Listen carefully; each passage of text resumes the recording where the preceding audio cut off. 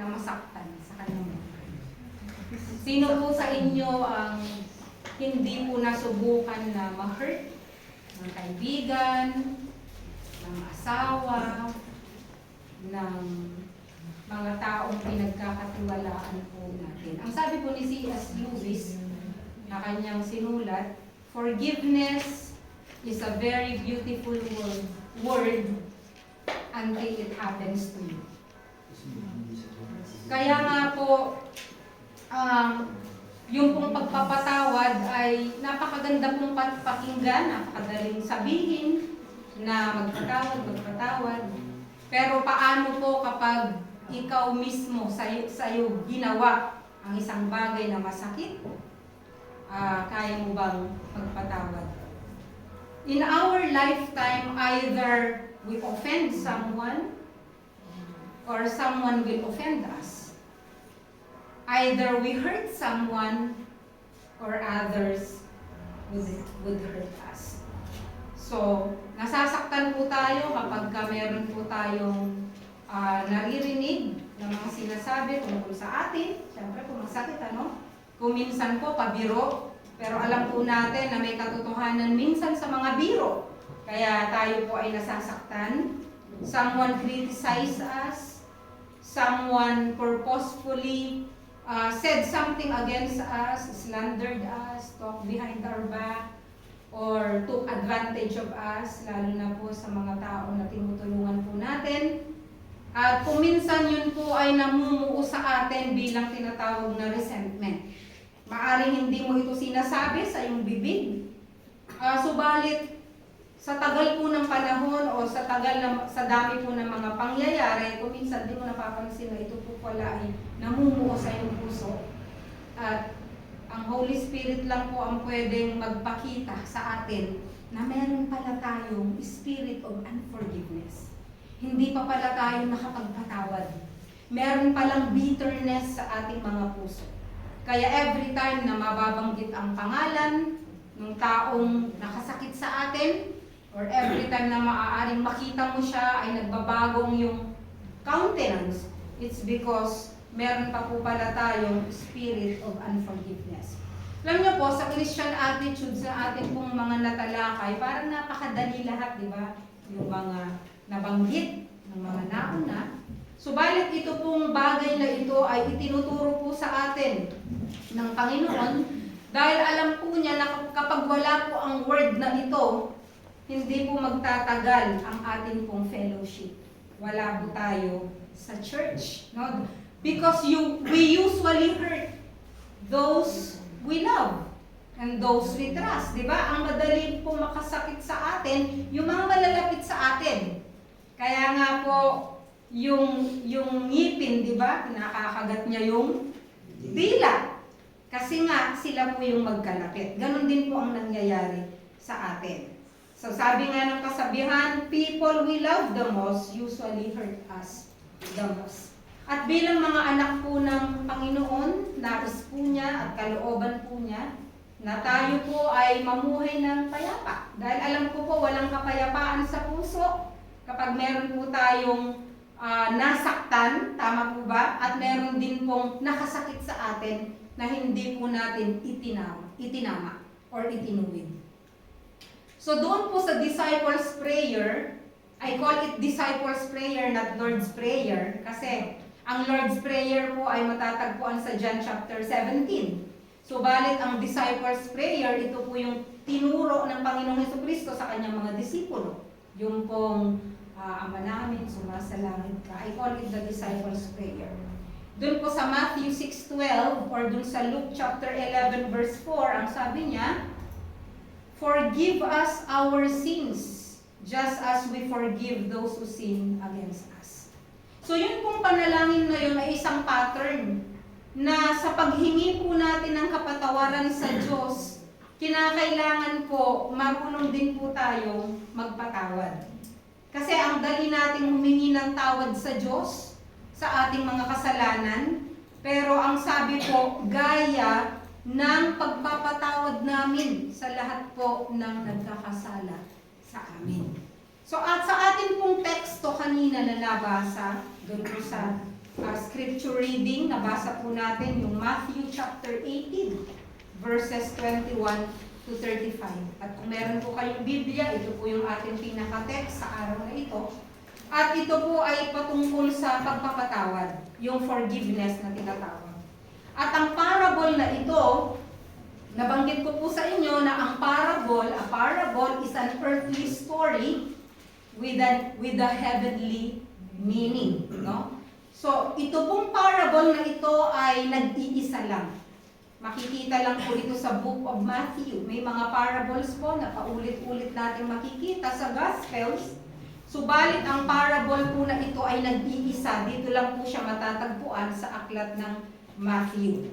So this parable is a contrast between a king who forgives freely a huge debt, and a servant who was forgiven but refused to forgive his fellow servant. Ito po yung kwento. At ang akin pong hinati ang mensahe sa ilan pong bahagi, at ang una po na bahagi ay matatagpuan po sa verse 21, Peter's question. So the first part is Peter's question. Bakit po ba nagkwento ang Panginoon ng parable? Dahil po sa katanungan ni Pedro. What is Peter's question? Then Peter came and said to him, Lord, how often shall my brother sin against me and I forgive him? Up to 7 times? Yun po ang tanong ni Peter. Bakit po niya kaya tinanong? Alam niyo po ba kung bakit? Kasi po doon sa Luke chapter 17, verse 3, meron pong sinabi ang Panginoong Hesukristo sa kanila, sa mga disciples. Anong sinabi niya? Be on your guard. If your brother sins, rebuke him. And if he repents, forgive him. And if he sins against you 7 times a day, and returns to you 7 times, saying, I repent, forgive him. So nagmula po sa bibig ng ating Panginoong Hesukristo yung salitang 7 times.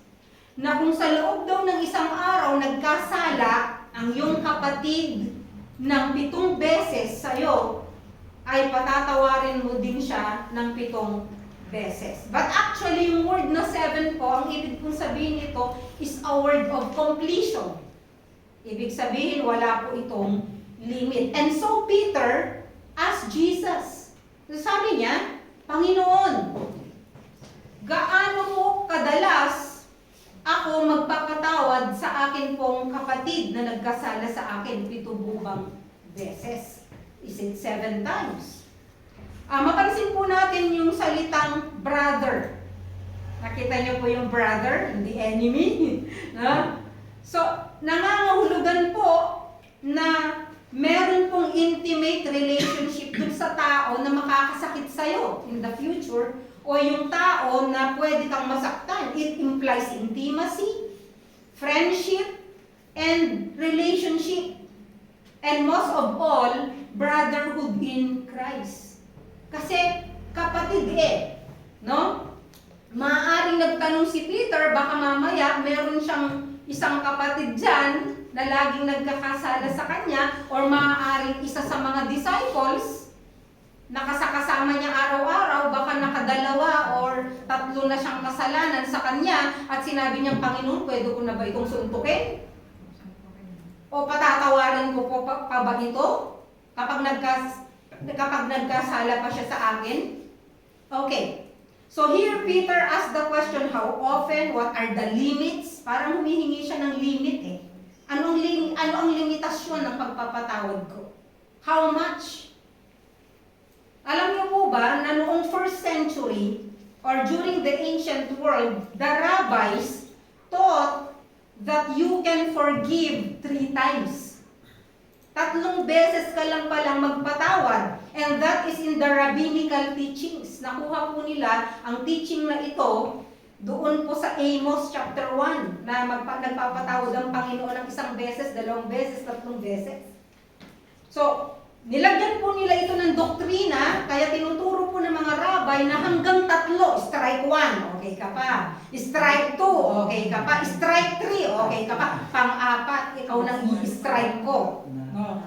Ganoon po yung teachings ng mga rabbi. Kaya siguro, nagtanong si Peter, parang gusto niyang makita ni Jesus Christ at ng mga disciples na mabuti siyang tao. That he was so generous in his forgiveness. Siguro sabi ni Peter, dodoblihin ko yung batas ng mga rabbi. Times 2 ko. 3 plus 3, 6. At maggagawa pa ako ng extra isa para dito. So that would make him so generous and maaaring maganda, no? Mabuti sa harapan ng Panginoon. Kaya maaaring iniisip ni Peter na i-commend siya ng Panginoon. Kagaya ng pag-commend niya sa kanya na this was not revealed to you by man, by flesh and blood. It was revealed to you by my Father in heaven. So siguro naghihintay po siya ng commendation galing sa Panginoon, pero nagkamali din po siya, no? So, dito po, makita po natin na may mga pagkakamali si Peter dun sa kanyang tanong. Alam niyo kung bakit? Na-miss ni Peter ang kahulugan ng pagpapatawad. Na-miss ni Peter yun pong purpose ng pagpapatawad. He missed the point of forgiveness and the meaning of forgiveness. Bakit ba tayo nagpapatawad? Part of the forgiveness, or part of the purpose of forgiveness is reconciliation. Yun po yun. It is part of the purpose ng forgiveness. Kaya ka magpapatawad. Bakit? Para sa reconciliation, para mapanumbalik ang inyong relasyon. Yun po ang purpose ng paghingi ng tawad. It takes one person to forgive, tama? But it takes 2 people to reconcile. So halimbawa, meron akong kasalanan at ako'y nanghingi ng sorry kay Sister Elsie, inamin ko na ako'y nagkasala, pwede niya akong patatawarin. Pero, maaaring ayaw niyang makipag-reconcile sa akin. Yun po ang ibig sabihin. So, Peter missed the purpose ng forgiveness. Meron po siyang pagkakamali. Ang una niyang pagkakamali, ito, nandun sa tanong niya. Sabi niya, Lord, how often shall my brother sin against me and I forgive him? He asked about his brother na makaka-offend sa kanya, his brother's offense against him, but not his offense against his brother. So Peter was very sure that his brother would offend him. But he was not sure that one day he will be the one to offend others. At makikita po natin ito sa buhay ni Pedro later on. Why? Because later on, he will not be the victim, but he will be the subject. He will not be the object of forgiveness, but he will be the subject. Dahil 3 beses niyang i-disown ang Panginoong Jesucristo. And that time, maaalala niya that he will be needing forgiveness. Not 7 times, not 3 times, not 7 times, but he would be needing an unlimited forgiveness from the Lord. Kaya nga, pangalawa, nag-mistake din niya yung limits. He is asking for limits. Alam mo, tayong mga mag-asawa, minsan may limit tayo sa mga asawa natin, di ba? Isa ka na. Ulitin mo pa yan. Papatulan na talaga kita. So bilang mga tao, meron tayong spreadsheet. Di ba? Alam niyo po yung spreadsheet, di ba? Alam niyo sa Excel, sa computer, di ba? Merong MS Excel. Yan. Ipaprogram mo yan. Ipaprogram mo yung computation, di ba? Kung anong in-enter mo. Tapos yung sagot nandito. Sa pagkukwenta, si Brother Mario, meron siyang spreadsheet. Di ba? Mahilig tayong gumawa ng spreadsheet at mahilig tayong gumawa ng column. Nagkasala ka sa akin, eto ang date. Ito ang date, ito ang offense made, ito ang column. hindi mo ako inimbita sa birthday mo. Pero lahat sa church inimbita mo, ako lang ang hindi. So I'm going to make a column for you.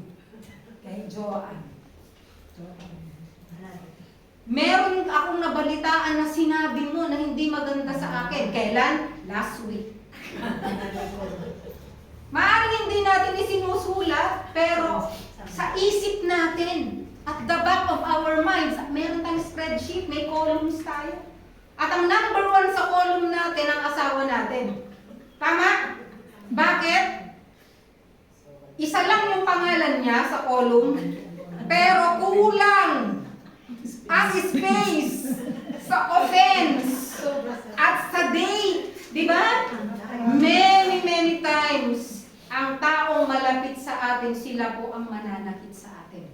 And we have to deal with that. At dapat po natin tanggapin yun. Meron po bang perfect na relationship? Wala. Kahit mag-best friend, nasasaktan ka niyan. No? Kahit na yung mag-asawa palagi yan. Sigurado yan. Kaya nga pag bagong kasal and the two shall become one. Amen. Diba? Pero pagdating ng maraming panahon na magkasama na yan, okay, marami ng mga problema na darating. Huwag kayong maingay kay Giselle, ha? Baka ma-discourage. Okay. Pero yan po ang realidad ng buhay, no? At kapag nag-asawa tayo, we should be ready to forgive, no? To forgive, ano man yan? Ang gawin nyo, bumili na kayo ng maraming spreadsheet. Dahil marami po siyang magiging pagkukulang sa inyo. Nakalimutan ang anniversary. Nakalimutan ang birthday. Ang mga babae ganyan. Nakalimutan akong bigyan ng regalo. Etc. So, si Peter po nag-ask siya ng limits at ng measure ng forgiveness. Pero sumagot po ang Panginoon, kaya yun po yung second point ko, Jesus answered sa verse 22. Ang sabi niya, I do not say to you up to 7 times, but up to 70 times 7. So, 70 times 7. Ay, magagaling dyan. Ilan? 490 times. Sa loob ng isang araw, at isang tao, patatawarin mo ng 70 times 7 times. Ano ba to? Literal ba to? So Jesus is saying that math is not the answer, even though that Jesus is using math as an illustration. Di ba? Ginamit niya itong illustration Jesus is not suggesting that we count or we keep a record. Di ba? Hindi po sinasuggest ng Lord na mag-keep ka ng record at isulat mo ang lahat ng offense na ginawa sa iyo ng isang tao. Like a spreadsheet with columns. Hindi po yan ang sinasabi ng Panginoon. A person is impossible to offend you 490 times a day. But that is not the point. The point there is there should be unlimited forgiveness. And because of this, ang Panginoon Jesucristo ay kailangang magkwento. Part 3, the parable of the unforgiving servant. At makikita po natin ito sa verses 23 to 35 na nabasa po natin kanina. Basahin ko po yung verse 23. Ang sabi niya, for this reason, the kingdom of heaven may be compared to a king who wished to settle accounts with his slaves. So, ito po ay normal na kwento kasi in the ancient world, alam po natin kings, di ba? Ang mga nag-ahari. And it is normal for kings to settle accounts with his slaves. Pag sinabi pong slaves dito, ang ibig sabihin, lahat po ng kanyang pinagkakatiwalaan na manggagawa. Either rulers, governors, lahat po ng mga namumuno. Ang tawag po dyan are slaves or servants. No? So it is normal for a king to order an internal audit. Tama po ba? Na kinakailangan siguro once a year or whatever, mag-audit. It is normal for a business to have financial records for check and balances. Di ba? Ano bang negosyo ang hindi kailangan ng mag-audit at magkwenta? Okay? Kung hindi ka nagkukwenta at nag-audit, plano mo na mabankrupt. Bakit? Kasi paano mo machi-check kung meron ka pang puhunan? Paano mo machi-check na ginastos mo na pala yung dapat ay bahagi ng iyong puhunan? Di ba? So, it is also normal for a church to review the budget and to review the finances ng isang church. Bakit? Kaya po ginagawa po natin ito quarterly. Hindi nga lang po nagawa nung nakaraan, it's because nasa Pilipinas po ang ating pong treasurer dahil po sa kanyang bakasyon. But it is normal. Normal po yan lahat. Why? To keep track of the record. To know the financial status. May pera pa ba tayo? Baka mamaya, hingi tayo ng hingi ng pera kay Bro Mario, wala na pala tayong pera. Diba? And for the purpose of transparency. So we need transparency sa lahat. That's why yung king dito sa verse 23, nais niya na makipagsettle ng accounts sa kanyang servants. No? Dahil makikita niya kung saan na napunta ang pondo ng gobyerno. Kaya ganyan din po sa gobyerno. Kaya nga may mga nakukulong po na mga government officials. Bakit? Wala na silang maipakita na pondo na supposed to be nandun. Bakit? Nakot unaware sila. Hindi nila alam na meron palang COA na may mag-audit. Okay? So Jesus likens the kingdom of heaven to a king who wants to have an internal audit with the chief steward and the bookkeeper. Kasi meron tayong bookkeeper. No, sa amin po, sa church namin sa Pilipinas, then iba yung treasurer, iba yung sa finance, iba yung bookkeeper. Nagkikip lang ng book yung isa, iba yung naghahawak ng pera. Hindi ka pwedeng ikaw yung bookkeeper, ikaw pa yung maghahawak ng pera. Hindi pwedeng ikaw din yung auditor, hindi pwedeng ganon. For check and balances. And of course, to keep our integrity as a church. And in our lives as Christians, there will be a day of accountability, di ba? Meron pong day of accountability in the future. Haharap po tayo lahat sa Panginoong Hesukristo at doon po makikita kung sino po tayo, kung ano po yung ating ginawa para sa sarili natin at ano yung ginawa natin para po sa Panginoon. We are accountable for all our actions. Verse 24. When he had begun to settle them, madami po yan eh. Kung ikaw po ang king or presidente ng Pilipinas, sa laki ng lugar, syempre kanya-kanya yan, no? Okay? And when he had begun to settle them, one who owed him 10,000 talents was brought to him. Hindi naman yung king ang mag-audit sa iyo eh. May taga-audit, di ba? Nung nabalitaan or nalaman na may utang siya na 10,000 talent, dinala siya ngayon sa harapan ng kings. Okay. Ang tanong, gaano karami ang 10,000 talents? Kasi po madali po sa atin ang magbasa, di ba? May utang siya, 10,000 talents. Malaki yun, pinatawag siya. Pero ang tanong, gaano ba karami para magkaroon po tayo ng idea kung gaano ba karami ang 10,000 talents? Okay. If you remember the parable of the talents in Matthew chapter 25, verse 14 to 20, ibang kwento po ito. It's about a wealthy man, mapera na tao. It's about a wealthy man who entrusted his wealth.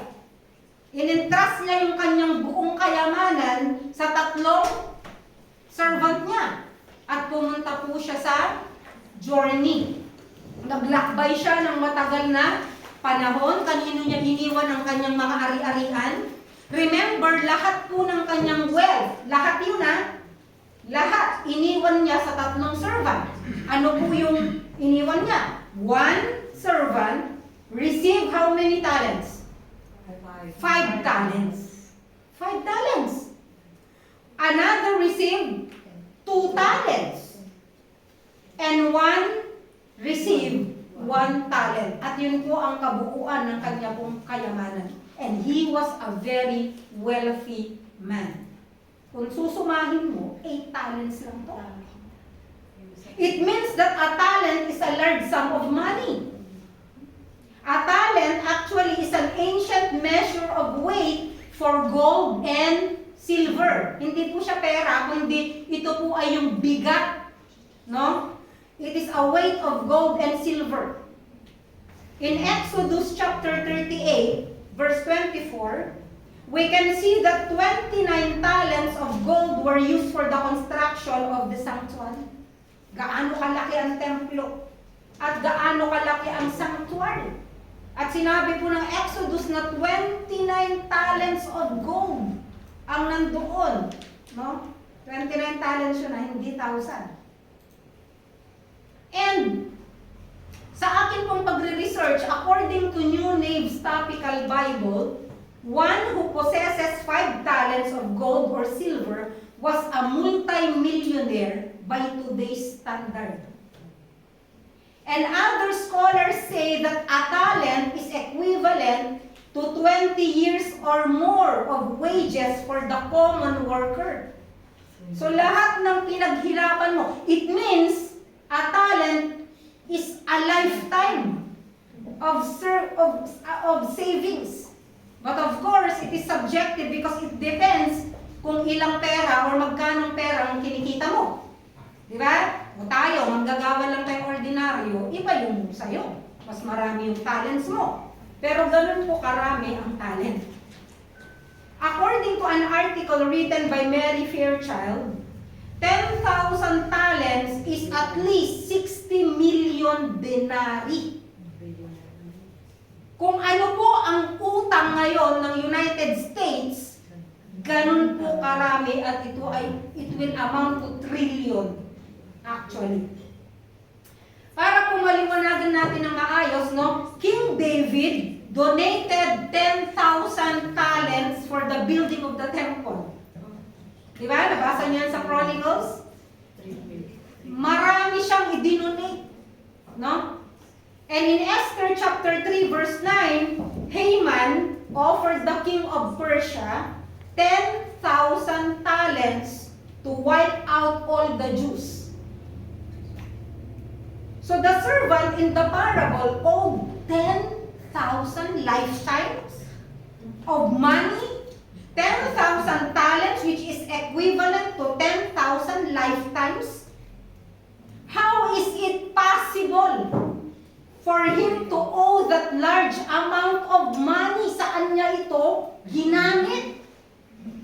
At paano niya ito nagalaw? Tanong, kung ikaw ay ordinaryo lang dyan na magsasaka, makakautang ka ba ng ganon? No! This servant is a high-ranking official, a ruler, a governor. Imagine niyo na lang sa Pilipinas, if you are high-ranking, you have an access to money. And because you have an access to money, at maaaring walang nagko-control sa'yo, anong mangyayari? Unti-unti, okay, ma-embezzle mo yung pera. So this is a case of embezzlement. And the king found out. Kaya nga, nasan ngayon? Nasan ngayon yung 10,000 talents? Hindi natin alam. Baka binili niya ng kanyang mga assets. Or hindi natin alam kung ilan ang kanyang anak, ang kanyang asawa. Hindi natin alam kung anong nangyari. Pero ang punto ko lang dito ay, he owed that much. You know what? We owed that much. We can never repay our debts, our sin debt. Kahit na anong gawin natin, hindi tayo makakabayad ng ating utang sa Diyos. Kaya nga alam ng Diyos na sa sobrang laki ng ating mga kasalanan, hindi natin kaya. Kaya nga nakakapagtaka yung ibang religion na para bang kaya nilang bilhin ang kanilang salvation papunta sa langit, or kaya nilang gumawa ng good works in order for them to be saved. Kaya nag-good works sila.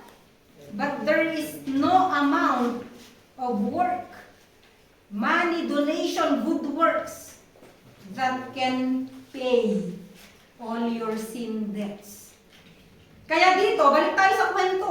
Sa verse 25, ang sabi dito, but since he did not have the means to repay, his Lord commanded him to be, ibenta yan, to be sold, along with his wife, and his children, and all that he had, and repayment to be made. Etong masaklap eh. Ikaw yung nag-embezzle ng money na damay ang pamilya mo. Di ba? Ibebenta ka ngayon, hindi lang naman ikaw. Pati asawa mo. Pati mga anak mo. Sabihin na natin mga 10 yung anak. Or more. Kung may anak pa siya sa labas o sa loob, di natin alam.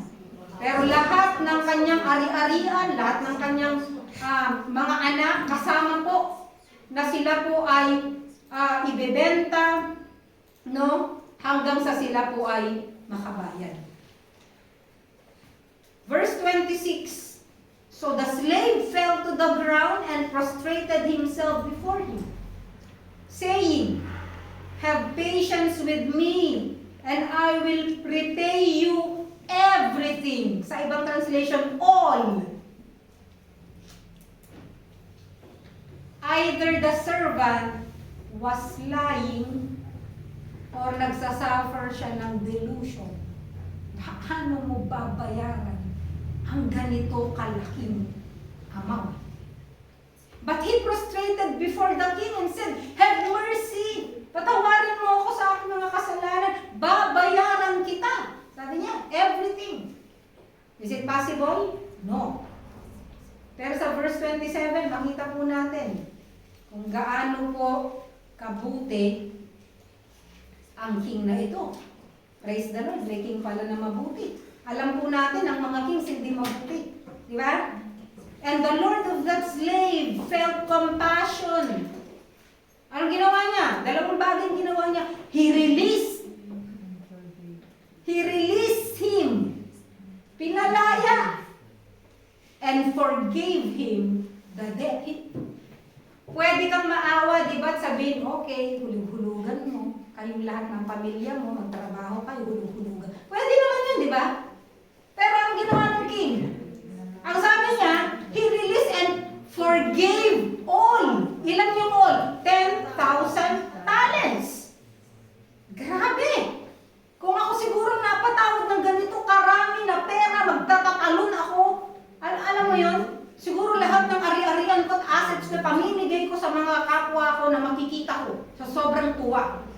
Because you know, meron akong 10,000 na talents na hindi ko imposible kong mabayaran. Subalit pinatawad as if wala akong utang. Binayaran. Paid in full. Kaya, yung king dito, napakabuti niya. Di ba?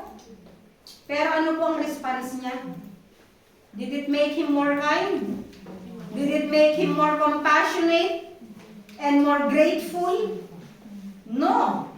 So verse 28, paglabas pa lang niya, okay, so verse 28, ang sabi dito, but the slave went out and found one of his fellow slaves who owed him 100 denarii, and he seized him and he began to choke him.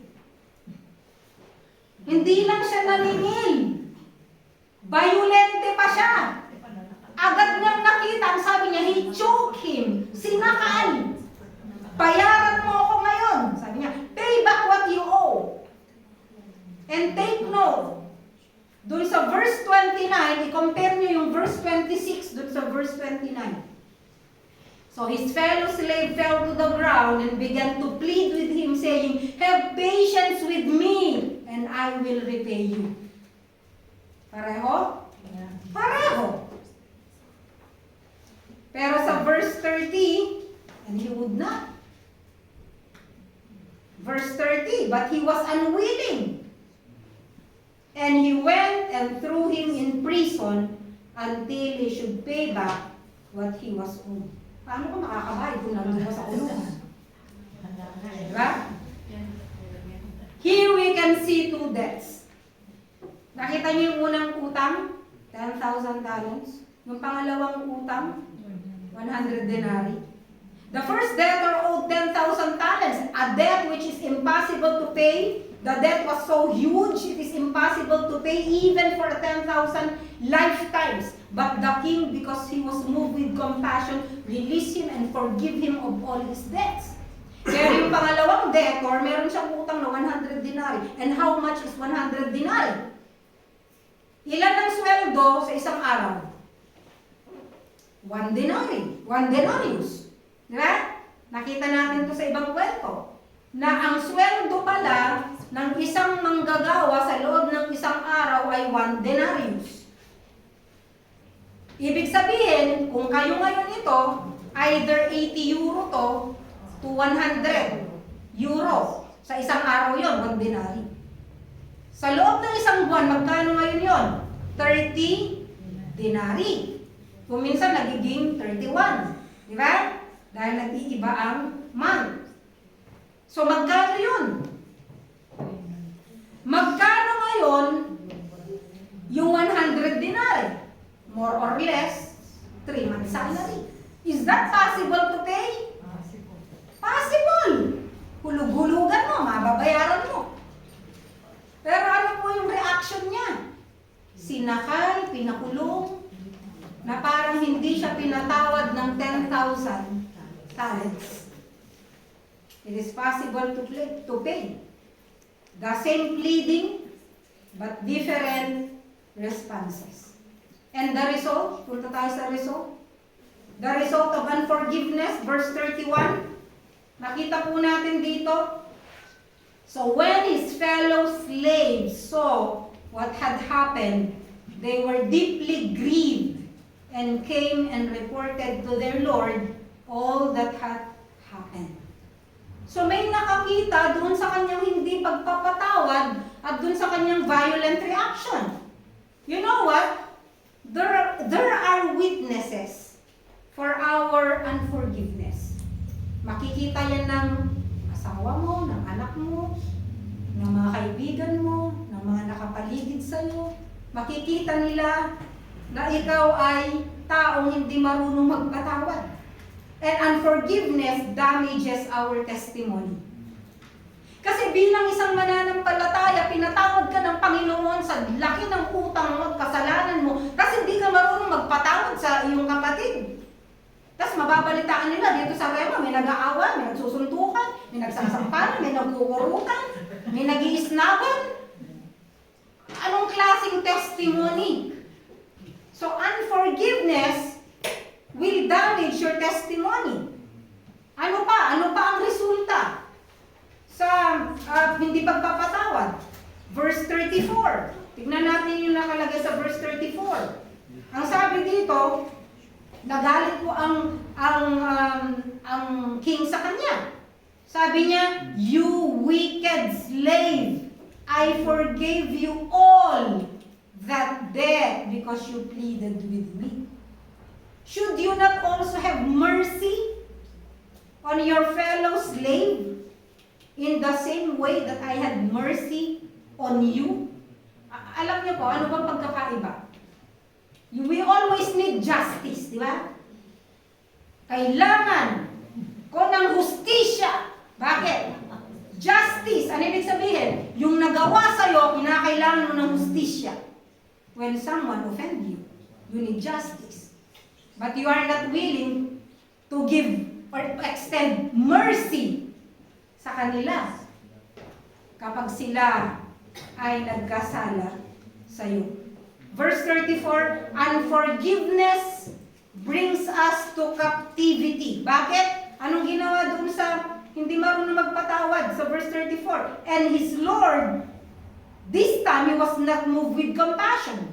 He was moved with anger. Nagalit siya.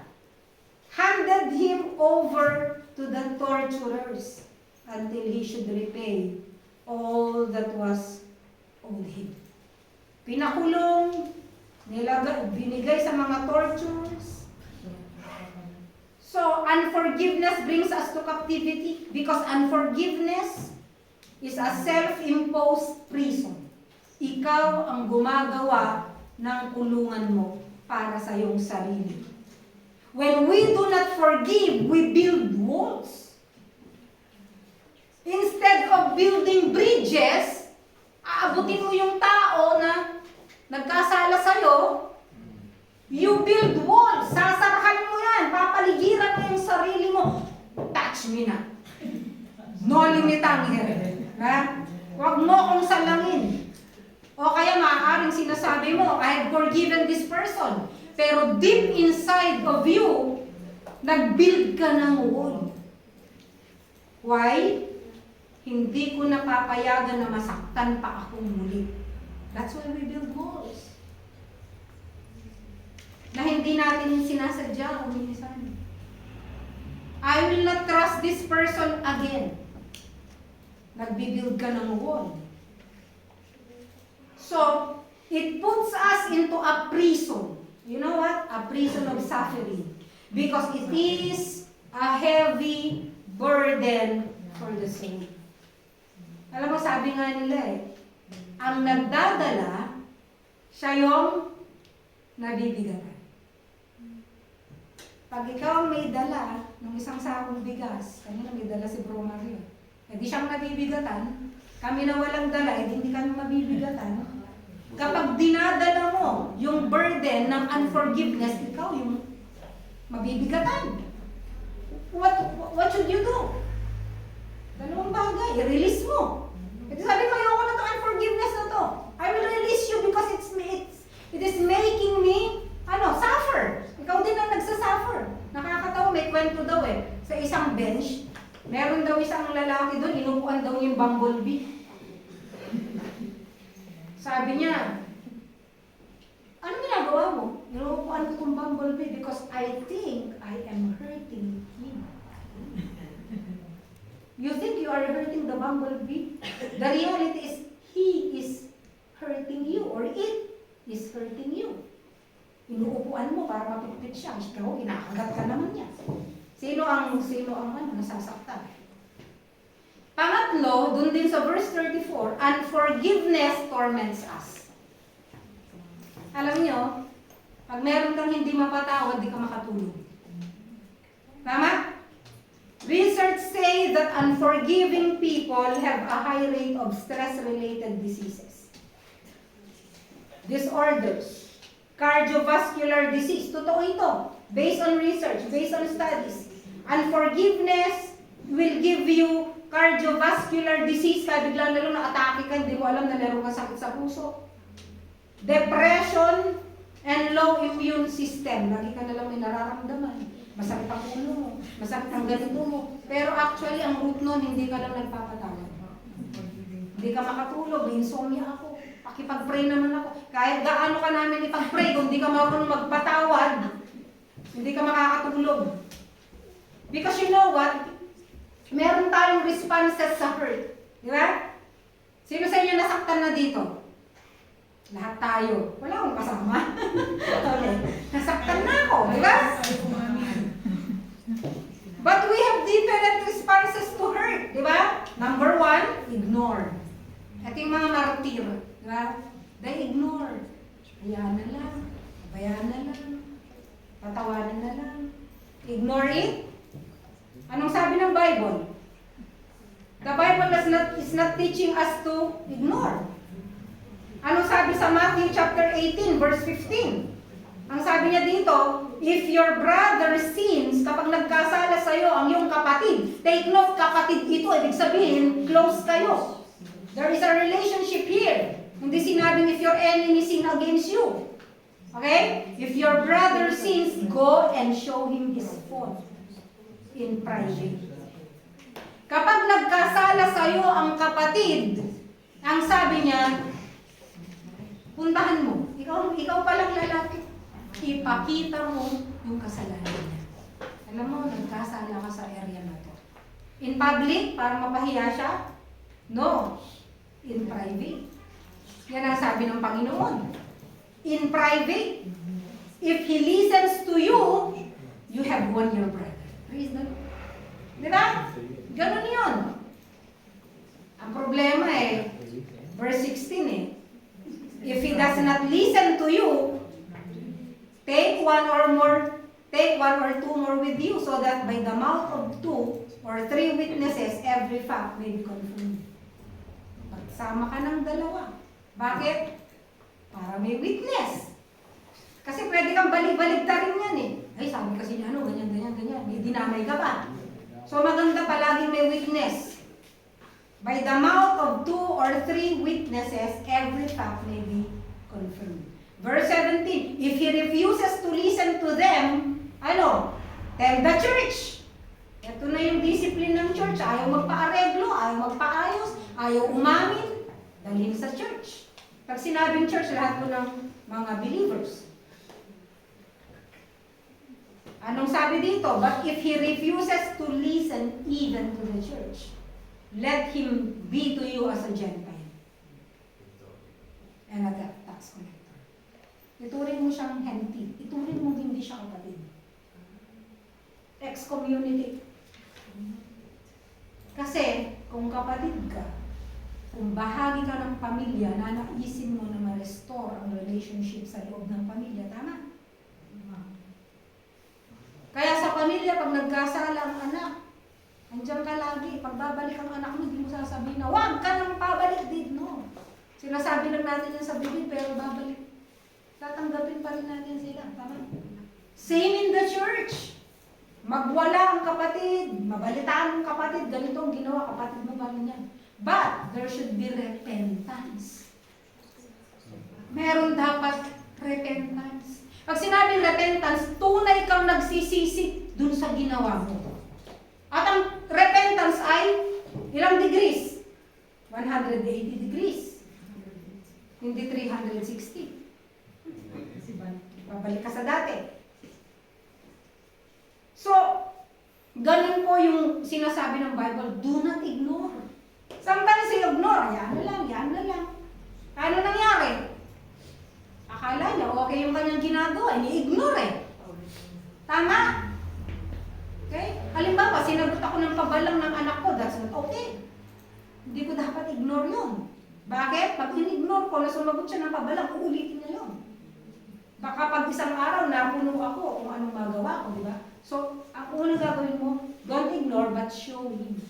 Kahit sa mag-asawa, ganun. Ganun ang gawin niyo sa mag-asawa. At kayong mag-asawa, kapag kino-confront kayo, huwag kayong tumatakas. You have to face the confrontation. Ay, sorry ha. Hindi ko sinasadya, nakatingin ako sa inyo. Sorry. Okay. Wala akong alam. Okay. So, ang point ko lang dito is, we should not ignore, but we should show. Kasi kung minsan may blind spot tayo. Alam yung blind spot? May mga bagay na nakikita sa atin na hindi natin nakikita sa sarili natin. That's why we need to show. Alam mo, mali yung ginawa mo. Ay, mali ba? Saan yun? Di ba? Minsan may ganun. And that is good. Maririnig. Pangalawa, ano yung isa pang reaction? Response doon sa response po natin. Anong ginagawa natin? Yung paborito ng iba. Get even. Take revenge. Kasi nga, kailangan natin ng justice. Kaya nga diba yung sa Justice Hall, anong drawing doon? Timbangan. Diba? Diba mayroong timbangan? Okay, bakit? Pag nagkasalang kapatid mo, tinimbang mo siya kailangan papantay. Gagawin, itong ginawa niya, kaya bumaba yung scale. Ganitong bigat ang ginawa niya, kaya bumaba. Kailangan papantayan mo din ng ganito kabigat para magpantay. Yun ang ibig sabihin ng get even. Kung ano yung ginawa mo sa akin, gagawin ko din. Okay? Because I want justice. You balance the scale. Yun ba ang gusto ng Panginoon na gawin natin pag merong nagkasala sa atin? Sana, Lahat tayo gusto natin ng no. Bakit? Doon po sa Bible reading natin, nabasa niyo to, di ba? Doon sa Proverbs chapter 25. Anong sabi doon? Sa Proverbs 25, kapag yung kaaway ninyo nagutom, pakainin nyo. Ano? Gagastos pa ako. Kapag yung kaaway nyo nauhaw, bigyan ng tubig. Ano? Diba? O, sino may mga galit-galit sa akin dito? Pagdala nyo ako tubig mamaya. Okay. Imagine mo yung sinasabi ng Bible. Nasa Proverbs yun, pero inulit yun sa Romans chapter 12. Sa Romans chapter 12 verse 20. Diba? Kung gusto niyo makita, makakala niyo nagbibiro ako. Okay. Doon sa Romans chapter 12, makita po natin sa verse 20, sabi niya, but if your enemy is hungry, feed him. And if he is thirsty, give him a drink. For in so doing, you will heap burning coals on his head. Do not be overcome by evil, but overcome evil with good. Diba? Kasi, minsan ang sinasabi ng Panginoon, napakahirap eh. Diba?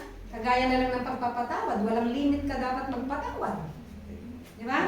And Romans chapter 12, verse verse 19. Anong sabi niya? Never take your own revenge. Huwag kang gaganti. Beloved, but leave room for the wrath of God. Ang sabi ng Diyos, huwag kang gaganti, iwanan mo ko. Iwanan mo sa akin ang paghihiganti. Vengeance is mine. I will repay, says the Lord. Itong mahirap. Pag ang Lord ang gumanti para sa iyo, talagang ganti. Pero kapag ikaw ang gumanti, hindi nakikilos ang Lord, ikaw nang gumanti. Okay? Nagkasala ka pa. But never take your own revenge. So ano yung response kanina? Ignore? No, don't ignore. Pangalawa, take revenge? No, don't take revenge. Ano ang dapat na gawin? Number 3, forgive. Forgive. Carizo. Release. Be gracious. Yan ang ibig sabihin. At ang sabi po dito ng Panginoon, dun sa Ephesians, dun sa Romans chapter 12 verse 18, buti na lang nakita ko to eh. Nung una, hindi ko pinapansin ang verse na to. Ang sabi niya, if possible, so far as it depends on you, be at peace with all men. Ano ibig sabihin mo? Sometimes, something is dependent on others. So, ibig niya sabihin, yung depende sa'yo, yung magagawa mo, gawin mo, if possible, mamuhay ka ng walang kaaway. Mamuhay ka ng payapa. So, ibig sabihin, if I ask forgiveness, totoo sa akin to because I want to live peaceably with all men, nagkasala ako kay Sister Elsie, hingi ako ng tawad, kung ayaw niya akong patawarin, depende yung sa kanya. Pero ako, I'm okay with the fact that you are not okay with me. Yun ang ibig sabihin nun. Kaya nung nakita ko itong Romans 12:18, pag nagpatawad pala ako at hindi tinanggap yung paghingi ko ng tawad, hindi ko na yun kasalanan. No? Kaya nga sabi niya, if possible. Okay? Malinaw po ito nanggaling sa puso. Huwag naman yung, oy sorry, kung ayaw mo, bahala ka. Hindi naman ganun. Dapat galing sa puso. Ano ka ba? Dapat galing sa puso yung pagpapatawad. Okay? Meron pang ibang style eh. Kung nagkasala ako sa'yo, sorry. Ibig sabihin, hindi mo ina-acknowledge na nag-sorry na may kasalanan ka. Because kapag nag-sorry ka, wala kang amnesia. Alam mo yung ginawa mo. Either bangag ka, or may amnesia ka, kaya hindi mo alam yung kasalanan mo. Pero ang ibig sabihin ng forgiveness or asking for forgiveness is you are aware that you sinned and you are sincerely asking for forgiveness. At kapag sincere ka nag-ask ng forgiveness at hindi ka pinatawad, hindi mo na yun kasalanan. Pero nag-ask ka ng forgiveness, may pride sa heart mo, at hindi totoo sa'yo, eh mananagot ka din sa Panginoon. Bakit? You cannot fake it. Sige, pinatawad ko na siya, hindi mo naman pinapansin. Diba? Pinatawad ko na, pero hindi mo man maalok ng pagkain, hindi mo matawagan. Pag nababanggit yung pangalan niya, nag-iiba yung itsura mo. Tapos kapag ka pinupuri siya, ang sinasabi mo, diba? Mahilig natin sa mga ganyan. And Ephesians chapter 4 verse 32, ang sabi ni Apostle Paul, be kind to one another, tender-hearted. Dapat malambot ang puso mo. Tender-hearted, forgiving each other. Two-way yan. Papatawarin ka niya ngayon, darating ang araw, ikaw ang nangangailangan ng pagpapatawad. Dahil hindi lahat ng panahon, ikaw yung magkakasala. Darating ang panahon, siya din magkakasala sa'yo. That's why you have to forgive each other, reciprocal. Just as in Christ, God has forgiven us. Alam niyo po, tignan niyo ang Panginoon. No? Pinatawad niya tayo sa lahat po ng ating mga kasalanan. Kaya nga, lahat po ng kasalanan natin in the past, wala siyang record. Wala siyang MS Excel na spreadsheet. He forgave everything. Because forgiveness is not storing files, it is deleting. Ba't ba nasabi? Dinidelete ang files. Pag dinidelete mo, wala na tayong gallery. Ano ba tawag doon? Yung meron ka pang dun sa gallery mo na ini-store mo yung dinidelete mo. Wala tayong ganun. Pagka-delete, delete talaga. Alam mo, hirap sa atin. Meron tayong delete, di ba? Delete, pero nanghihinayang ka dun sa picture, baka totally na ma-delete, pag-iisipan mo pa ng 30 days para ma-restore. Hindi mo ganun. No, hindi ganun. When we ask for forgiveness, alam po natin na patatawaran tayo ng Panginoon. 1 John chapter 1 verse 9, ang sabi doon, di ba, Christian Barso, sabi niya, ano sabi niya doon? If you forgive, if you ask or you confess your sins, He is faithful and just to forgive all your sins and cleanse us from all unrighteousness. No? God has forgiven all our sins. We cannot pay our sin debt. That's why Jesus paid our debt in full tetelestai. It is finished. Hindi ka na pwedeng magdagdag. Okay, ano bang forgiveness? Ano ibig ko sabihin sa forgiveness? Forgiveness does not mean forgetting. Ano ka? Pagka nag-forgive ka, nagka-amnesia ka, hindi naman. It does not mean miraculously, ay, nakalimutan ko na.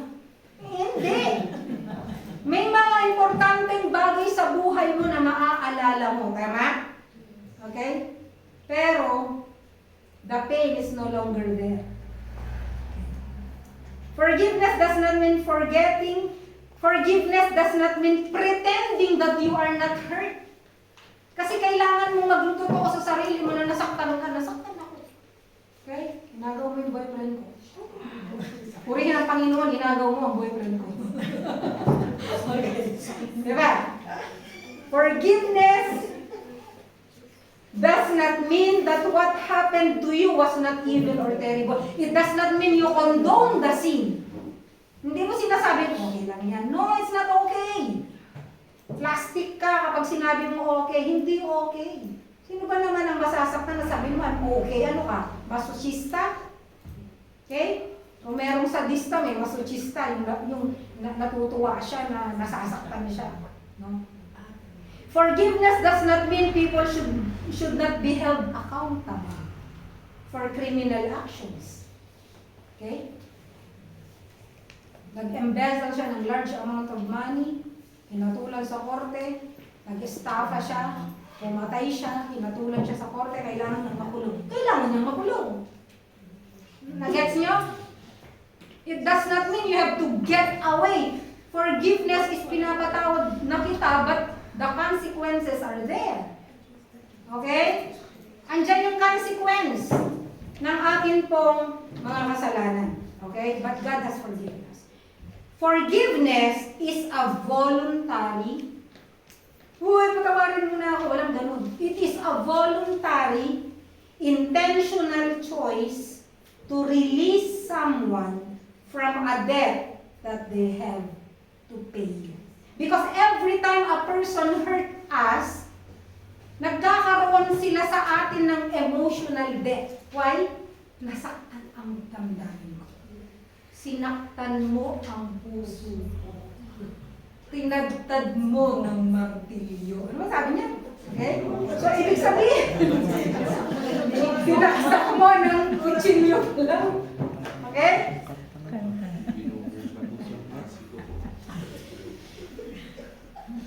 Nakakatawa, no? Pero actually, nung sinusulat ito, may katotohanan. Masakit.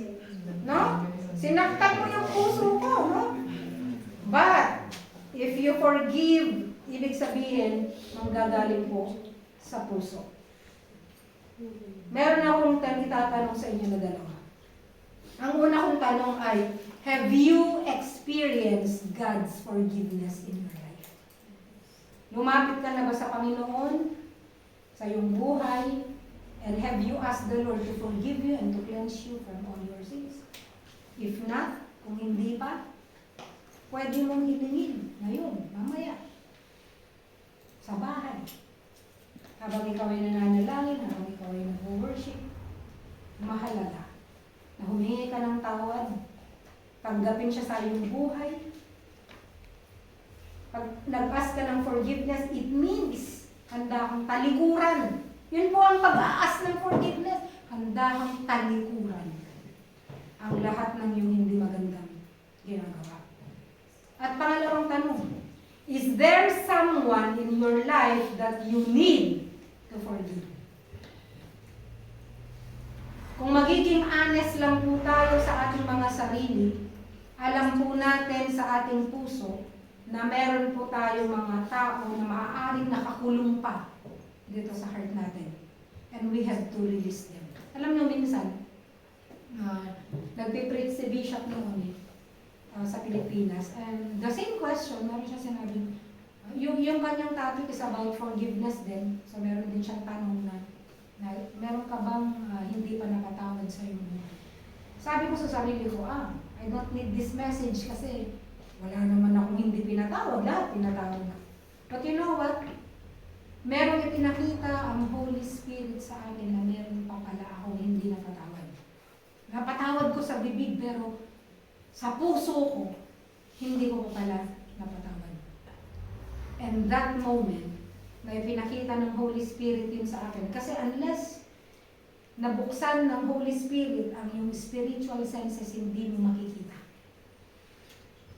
Na meron ka pang hindi napapatawad sa kaibigan, kamag-anak, asawa, anak. Maaaring ito experience in the past. Nung bata ka, maaaring may ginawa ng masama sa'yo, meron kang hurtful words na natanggap. Maybe you have been abused. Not physically, maybe verbally. Sinabihan ka ng masasakit ng iyong asawa, ng iyong kapatid, ng iyong nanay, ng iyong magulang. And maybe God is wanting you or asking you to forgive them. Tayo pa yung nalang.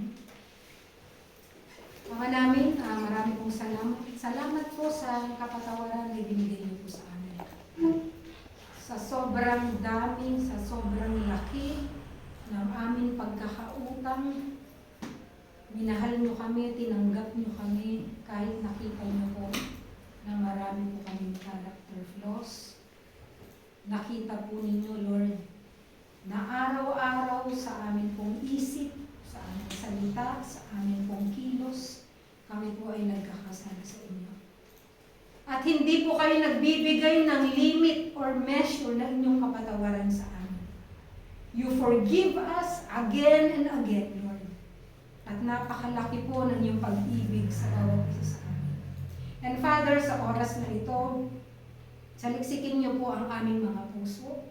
Kung meron po sa amin pong kalagitnaan sa oras na ito, na maaaring meron pa pong mga tao na nakakulong sa kanila pong mga puso, na hindi nila pinapatawad, Panginoon, ipakita niyo po sa kanila. Maaaring hindi ngayon, kundi mamaya, sa kanila pong pagbubulay-bulay ng mga salita. Ipakita niyo po ito, Lord. Tulungan niyo po sila, tulungan niyo po kami, na ma-release po namin ang mga taong ito sa kulungan ng aming mga puso. And we pray, Father, for the spirit of reconciliation. Not just forgiveness, but reconciliation. Marami pong salamat, Panginoon, sa inyong dakilang pag-ibig.